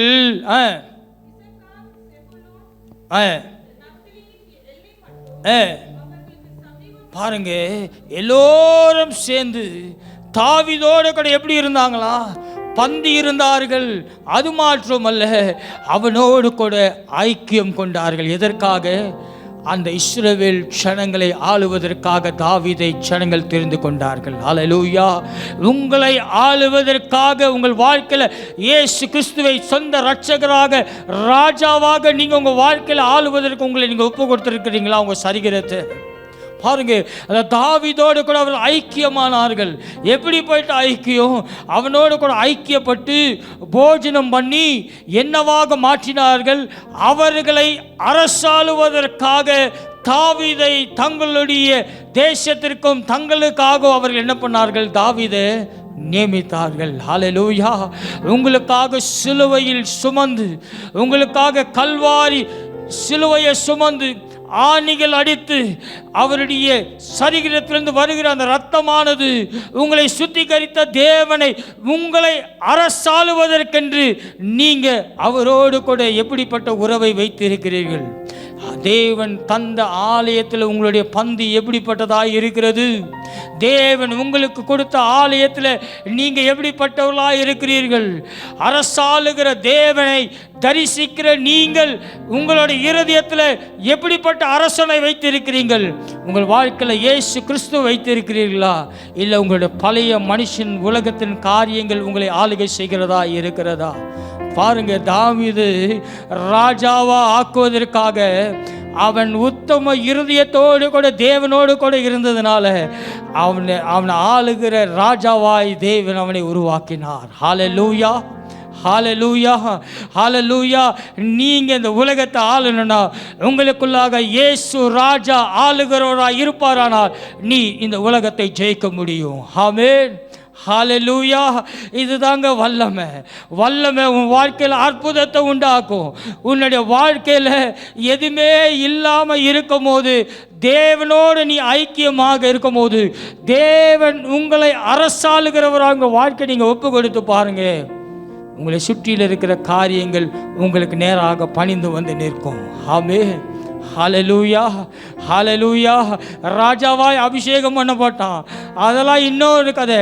ஆனால் ஜனங்கள் அவனோடு கூட வந்து ஐக்கியம் இருந்தார்கள். கர்த்தரோடு கூட உங்கள் வாழ்க்கை எப்படிப்பட்ட ஐக்கியத்தில்ங்க நீங்கள் இருக்கிறீங்க? உங்களுக்கு கொடுக்கப்பட்ட சபையோடு கூட ஐக்கியம் எப்படி இருக்கிறது? தேவனுடைய பந்தியில் வரும்போது உன்னுடைய ஐக்கியம் எப்படிப்பட்டதாக இருக்கிறது? தேவன் அரசாளுகிற தேவனை நீ ஆராதிக்க வந்திருக்கிற நீ, உன்னுடைய ஆராதனை தேவனுக்கு உகந்ததாக இருக்கிறதா? தேவனுடைய ஆலயத்தில் பந்தியில் நீ அமரும் போது தேவனோடு கூட உறவாடுகிற தாவீதை போல சுத்த இருதயம் உள்ளவர்களாக உங்கள் வாழ்க்கை நீங்கள் வைத்திருக்கிறீர்களா? அதான் ஏசாயா 43:4 சொல்லுகிறது, கர்த்தருக்கு வழியை ஆயத்தப்படுத்துங்கள், உங்கள் வழியை அவை செம்மைப்படுத்துகிறவராய் மாற்றுகிறவராய் இருப்பார். ஹல்லேலூயா, ஹல்லேலூயா, ஹல்லேலூயா, ஹல்லேலூயா. பாருங்க, என்ன அழகான ஒரு காரியம். தாவீது ராஜாவாக வர வேண்டும் என்று ஜனங்கள் என்ன பண்ணுறாங்க? ஒருமனப்பட்டு அவனோட கூட ஐக்கியம் கொண்டு பந்தி இருந்து அவனை என்ன பண்ணுறாங்க? தங்களுடைய ராஜாவாக ஏற்றுக்கொண்டார்கள். நீங்கள் இயேசு கிறிஸ்துவை ராஜாவாக உங்கள் வாழ்க்கையில் ஏற்றுக்கொண்டு இருக்கிற நீங்கள் ராஜாக்குரிய காரியத்தை உங்கள் வாழ்க்கையில் நீங்கள் செய்கிறீர்களா? உங்களோடு கூட அவர் வாசம் பண்ண நீங்கள் அழைத்திருந்தீங்க, அவர் உங்களோடு கூட வந்திருக்கிறார். ஆனால் அவர் உங்கள் வாழ்க்கையில் ஆண்டவர் உங்களை ஆளுகை செய்கிறாரா? இல்லை இந்த உலகம் உங்களை ஆளுகை செய்கிறதா? அந்த கால வேளையில் அவருடைய வல்லமை, அற்புதம், அந்த அற்புதம் பாருங்கள், எப்படிப்பட்ட அற்புதம்! ராஜாவாய் அவனை மாற்றினது. ஆமென். உன்னை ஆண்டவர் ராஜாவாக மாற்றுவதற்காக உன்னை அழைத்திருக்கிறார். நீ கடந்து செல்லுகிற காரியம், நீ கடந்து போகிற வழிகள் ராஜரீகமான தேவனை ஆராதிப்பாயானால் உன் வழிகள் ராஜரீகம் உள்ளதாய் மாறும். ஹல்லேலூயா, ஹல்லேலூயா. முதல் காரியம், அவர் கண்கள் உன் மேல் வைப்பாரானால் அவர் உங்களுக்கு ஆலோசனை சொல்கிறவராயிருப்பார். நீங்கள் அந்த ஆலோசனையில் நடப்பீர்களானால் அவர் உங்களுக்குள்ளாக இருந்த வல்லமையான காரியங்களை செய்கிறவராயிருப்பார். ஹல்லேலூயா. ஏன்னா ஒரு தடவை ஆண்டவர் உனக்கு ஆலோசனை சொல்ல ஆரம்பிச்சிட்டாருன்னா அடுத்தது உன்னுடைய இருதயமானது சுத்த இருதயம் உள்ளதாய் மாறும். தாவீதினுடைய வாழ்க்கையில் ஆண்டவர் ஆலோசனை சொல்ல ஆரம்பிச்சதுனால தான் அவனுக்குள்ளாக உத்தம இருதயம் இருந்ததுனால தான் ஜனங்க வந்து அவனை என்ன பண்ணாங்க, ராஜாவாக மாற்றினா. இன்னைக்கு அநேக நேரம் அநேகர் எனக்கு இது வேணும் அது வேணும் அப்படி ஓடணும் இப்படி ஓடணும், எங்கே ஓடினாலும் எதுவுமே கிடைக்காதுங்க. நீ கர்த்தரிடத்தில் உண்மை உள்ளவர்களாக இருந்து கர்த்தர் உங்களை ஆளுகை செய்து தேவன் உங்கள் இருதயத்தில் இருந்தா நீ ராஜாவின் ஸ்தானத்தை நீ தேடி போக தேவையில்லை. உன்னை தேடி தேவன் ராஜாவின் ஸ்தானத்தை கொண்டு வந்து கரங்களை தருவார். ஹல்லேலூயா, ஹல்லேலூயா. யார்கிட்டயும் போய் நீ கையேந்தி நிற்க தேவையில்லை, உதவி செய்யணும். கர்த்தர் நினைச்சார்னா கர்த்தர் உன்னுடைய கரங்களை நிரப்பி உன் தேவைகளை சந்திச்சு எந்த இடத்துல குனிஞ்சியோ அதே இடத்துல என் தேவனாகிய கர்த்தரை உயர்த்தி நீ ராஜாவை ஆராதிப்பதனால உன்னை ராஜரீகமான காரியங்களை தேவன் உங்கள் வாழ்க்கையில் செய்கிறவராக இருப்பார். ஹல்லேலூயா. இதுதான் தேவன் அவருடைய வல்லமையை உங்களுக்குள்ளாக காண்பிக்க முடியும். ஆமென். ஹல்லேலூயா, ஹல்லேலூயா. பதவியை எதுவுமே நம்ம தேடி போக தேவையே இல்லைங்க. நம்மளை ஆண்டவர் உயர்த்தணும்னு நினச்சா ஏதாவது ஒரு வழி நமக்கென்ற தேவன் வைத்திருப்பார். ஆமென், ஹல்லேலூயா. ஆனால் ஒன்று ஆகார போல கீழ்ப்படியணும். என்னது?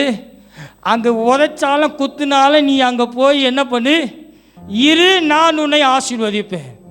சொன்ன மாதிரி ஆண்டவர் இஸ்மவேலை அவளுடைய வாழ்க்கையில் தந்தார். ஹல்லேலூயா, ஹல்லேலூயா, ஹல்லேலூயா. அதுதான் ஆலோசனை.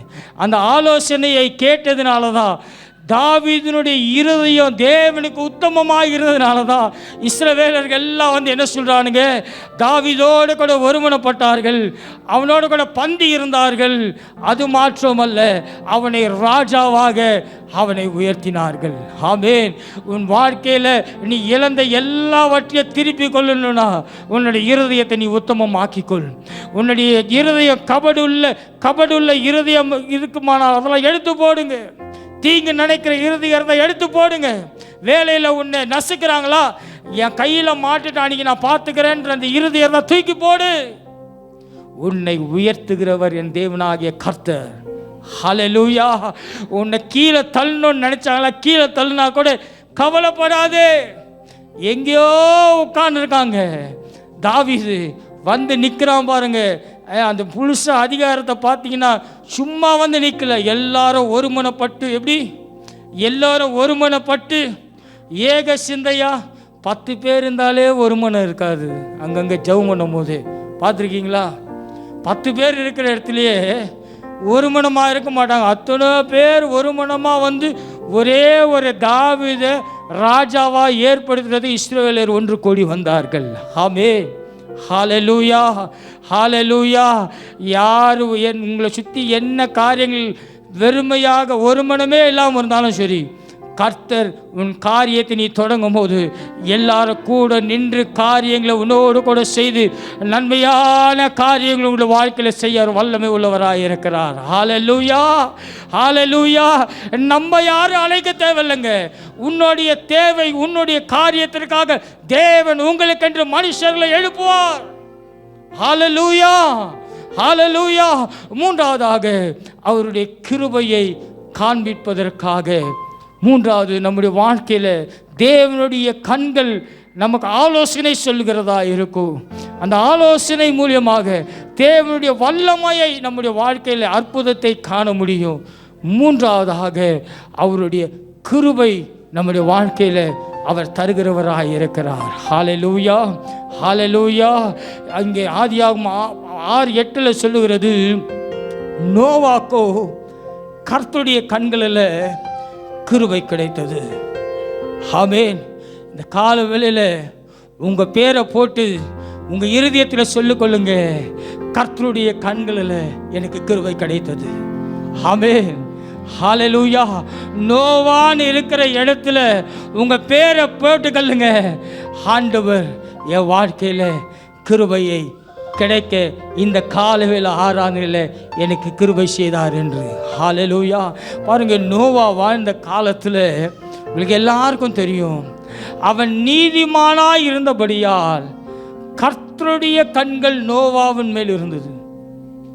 அந்த கதை எல்லாருக்கும் தெரியும், சின்ன பிள்ளைங்கள்லேருந்து எல்லாருக்குமே தெரியும். ஆனால் நான் சொல்ல தேவையில்லை, அந்த அதிகாரத்தை நம்ம எடுத்து படிக்க வேண்டிய அவசியம் இல்லை. நான் சுருக்கமாக சொல்லி முடிக்கிறேன். அந்த பட்டணம் முழுவதும் கர்த்தருக்கு ரோதமான பாவங்களும் கர்த்தருக்கு ரோதமான செயல்களும் உள்ள அந்த பட்டணத்தில் இந்த நோவா மாத்திரம் நீதிமானாக இருந்தான். ஆமென். நோவா வாழ்ந்த இடம் கொடூரமான, தேவனுக்கு பிரியமில்லாத ஒரு தேசத்தில், அந்த வாசின உலகம் எங்கும் அசுத்தமுள்ளதாக இருந்த இடத்துல நோவா மாத்திரம் நீதிமானாய் தேவனுடைய கண்களுக்கு காணப்பட்டான் என்று வேதத்தில் எழுதியிருக்கிறது. அது மாத்திரமல்ல, பாருங்க, அவனுடைய ஒரு மனுஷனுடைய நீதி தன்னுடைய முழு குடும்பத்தையும் அது பாதுகாக்கப்பட்டது. ஒரே ஒரு மனுஷனுடைய நீதி, உன் குடும்பத்தில் நீங்கள் ஒருத்தர் நீதியாக இருக்கிறதுனாலங்க உங்கள் குடும்பம் பாதுகாக்கப்படும். ஆமென். உங்கள் குடும்பம் பாதுகாக்கப்படும். உலகத்தை முழுவதும் ஆண்டவர் என்ன பண்ணார்? ஜலத்தினால் அழித்தார். நோவாவுடைய பிள்ளைகளை குறித்தோ மனைவியை குறித்தோ அவங்க நீதிமான்கள் எங்குமே போடலை, எங்குமே போடலை. ஆனால் அந்த ஒரு மனுஷனுடைய நீதி தன்னுடைய முழு குடும்பத்தையும் தேவன் பாதுகாத்தார். ஒரு மனுஷனுடைய நீதி, உங்களுடைய நீதி உங்கள் குடும்பத்தை பாதுகாக்கும். உங்களுடைய முழங்கால்கள் உன் கணவனுடைய வாழ்க்கையை மாற்றும். உன்னுடைய முழங்கால்கள் உன் பிள்ளைகள் வாழ்க்கையை மாற்றும். உன்னுடைய முழங்கால் உன் மனைவியுடைய வாழ்க்கையை மாற்றும். உங்களுடைய முழங்கால்கள் உன்னுடைய வருமானத்தை மாற்றும். உன்னுடைய முழங்கால்கள் உன்னுடைய பிள்ளைகள் வாழ்க்கையை உயர்த்தும். உன்னுடைய அர்ப்பணிப்பு, தேவனுடைய ஆலயத்தில் நீ செய்கிற அர்ப்பணிப்பு, தேவனுக்காக நீ நிற்கிற வைராக்கியம் உன் சந்ததிகளை ஆசீர்வதிக்கிறதா இருக்கும். ஏன்னா கர்த்தருடைய கண்கள் நீதிமான்கள் மேல் நோக்கமுள்ளதாக இருக்கிறது.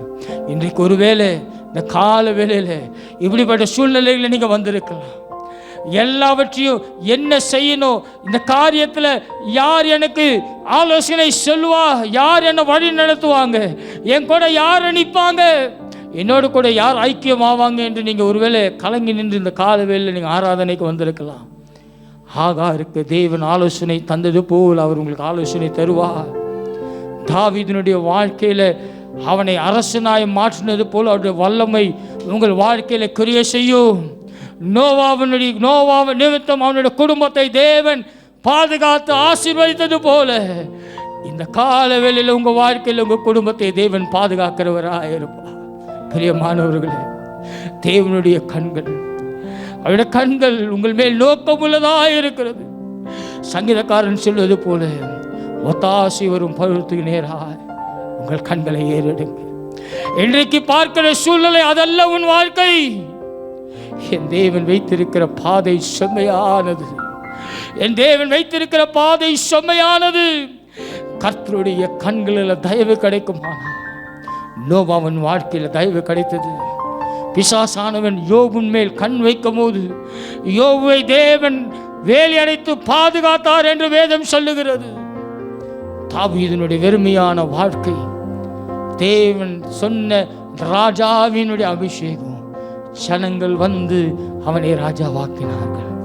இருக்கிற சூழ்நிலை ஏதாவது வேணாலும் இருக்கலாம், உனக்கென்று வைத்திருக்கிற மனுஷர்களை கொண்டு உன் காரியங்களை தேவனாகிய கர்த்தர் வாய்க்க செய்வார். கண்களை மூடுவோம். பிரியமானவர்களே, இது ஏதோ ஒரு வசனம் அல்ல. இன்றைக்கு ஆண்டவர் உன்னோடு கூட பேசிக்கொண்டே இருக்கிறார். இருதயத்தை ஒப்பு கொடுங்க. அவர்களை தூக்கி சுமக்கிறவராக இருக்கிறார். என் தேவனுடைய கண்கள் அழகான கண்கள், அது நீதிமான்கள் மேல் நோக்கமாய் இருக்கிறது. உன்னை ஆண்டவர் நீதிமானாய் தெரிந்திருக்கிறார். உன்னை ஆண்டவர் நீதிமானாய் தெரிந்திருக்கிறார். ஹல்லேலூயா. தூக்கி சுமப்பீரே வாழ்நாளெல்லாம், தூக்கி சுமப்பீரே வாழ்நாளெல்லாம். உந்தன் தோள்களில் நான் இருப்பேன், பயமின்றி வாழ்த்திடுவேன்.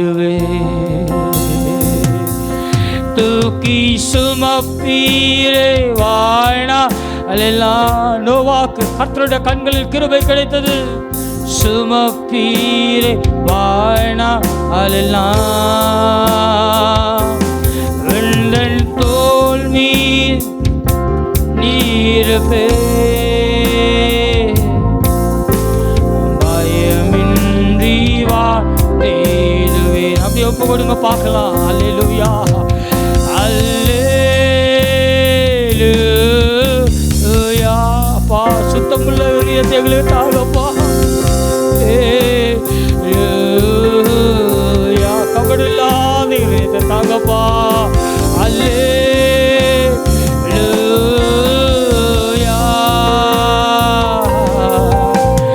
பயமின்றி வாழ்ந்திடுவே.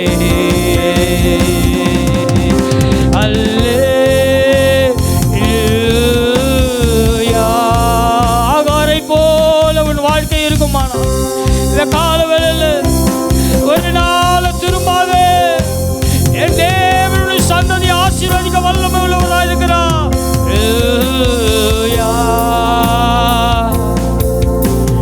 பயமின்றி வாழ்ந்திடுவே.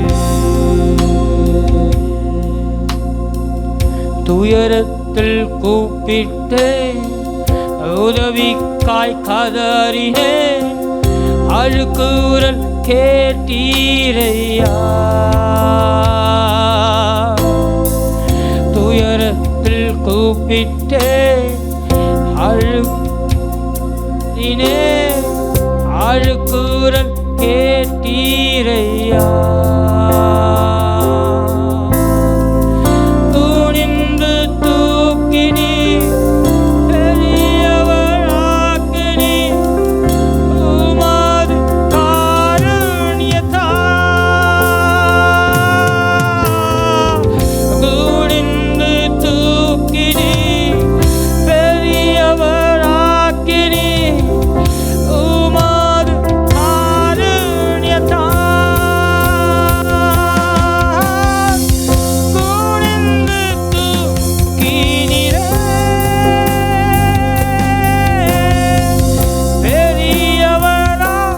பெரியவளாக்கினீரே, உமது காருண்யத்தா. குனிந்து தூக்கினீரே. மகா இரக்கங்களும் அன்பு நிறைந்த என் அன்பின் பரலோக பிதாவே, அப்பா துயரத்தில் கூப்பிட்டேன், உதவிக்காய் கதறினேன், எங்கள் அழுக்குரலை கேட்டவர் நீரே ஆண்டவரே. இந்த கால வேளையில் கூட அப்பா நோவாக்கு உங்களுடைய கண்களில் கிருபை கிடைத்தது போல இந்த கால வேளையில் இங்கே வந்த ஒவ்வொருக்கும் ஆண்டவரே உங்களுடைய கண்களில் கிருபை கிடைக்கட்டும். ஒவ்வொரு காரியத்தோடு கூட உங்களுடைய ஆலயத்திலிருந்து வந்திருக்கலாம்ப்பா. ஆனால் நீர் ஒவ்வொரு நேசிக்கிற தேவன் ஆண்டவரே. இந்த கால வேளையில் நாங்கள் ஒப்பு கொடுக்கிறோம். உத்தமம் இல்லாத எங்கள் இருந்தே இருக்குமானால் உத்தமமாய் மாற்றுங்கப்பா. எங்கள் வெறுமை நிலைகளை மாற்றுங்க ஆண்டவரே. இந்த சூழ்நிலையில் தப்பிக்கொள்ள எங்களுக்கு கிருபை தாங்கப்பா ஆண்டவரே. உங்களுடைய கண்கள் எங்கள் மேல் நோக்கமாக இருக்கிறதுனால தான் ஆண்டவரே நீர் எங்களை இந்த காலவேளையில் உடைய ஆலயத்தை நீ அழைத்து வந்திருக்கிறேன். எங்களை சுமப்பவர் நீரே. வந்திருக்க ஒவ்வொருவரையும் நீர் ஆசீர்வதிங்க. ஒவ்வொரு சூழ்நிலையில் நீர் அறிந்திருக்கிறீர் ஆண்டவரே. அன்றைக்கு நீர் தாவீதுக்கு எப்படி மனுஷர்களை கொண்டு வந்து அவனை நீ ராஜாவாய் ஆக்கினீரோ, அதுபோல் நம்முடைய பிள்ளைகள் வெறுமையாக இருக்கிற காரியங்களுக்கு மனுஷர்களை நீர் ஏற்படுத்துவீராக. நம்முடைய பிள்ளைகள் தலைகளை உயர்த்துங்கப்பா ஆண்டவரே. நோவாக்கு உங்களுடைய கண்களில் கிருபை கிடைத்தது போல நம்முடைய பிள்ளைகள் வாழ்க்கையில் ஆண்டவரே நீர் உம்முடைய பேழைக்குள்ளாக ஒவ்வொரு குடும்பத்தையும் நான் கொடுக்கிறேன். எங்கள் விசுவாச குடும்பங்களை கொடுக்கிறோம். உடைய பேழைக்குள்ளாக நீ ஒவ்வொரு குடும்பத்தையும் கொண்டு வாங்க. ஒவ்வொரு குடும்பத்தையும் கட்டுவீராக ஆண்டவரே. ஒவ்வொருக்கும் நல்ல சுகத்தை தாங்க, ஒவ்வொருக்கும் நல்ல பலத்தை தாங்க ஆண்டவரே. ஒவ்வொரு குடும்பத்தில் உள்ள பிரச்சனைகள் மாறட்டும். எல்லா சமாதானம் இல்லாத காரியங்கள் சமாதானமாகட்டும் ஆண்டவரே. ஆண்டவரே, ஒவ்வொரு கணவன் மனைவி வாழ்க்கையை நீர் கட்டுவீராக. பிள்ளைகள் வாழ்க்கை கட்டப்படட்டும் ஆண்டவரே. சமாதானத்தின் தேவன், நீ சமாதானத்தை தருகிறீர் என்று நான் அறிந்திருக்கிறேன். உங்களுடைய கண்கள் எப்போதும் எங்கள் மேல் நோக்கமாக இருப்பதற்காக நன்றி. ஒவ்வொரு நான் வாழ்த்தி ஆசீர்வதிக்கிறேன் ஆண்டவரே. இயேசுவின் நாமத்தினால் பிதாவே, ஆமென்.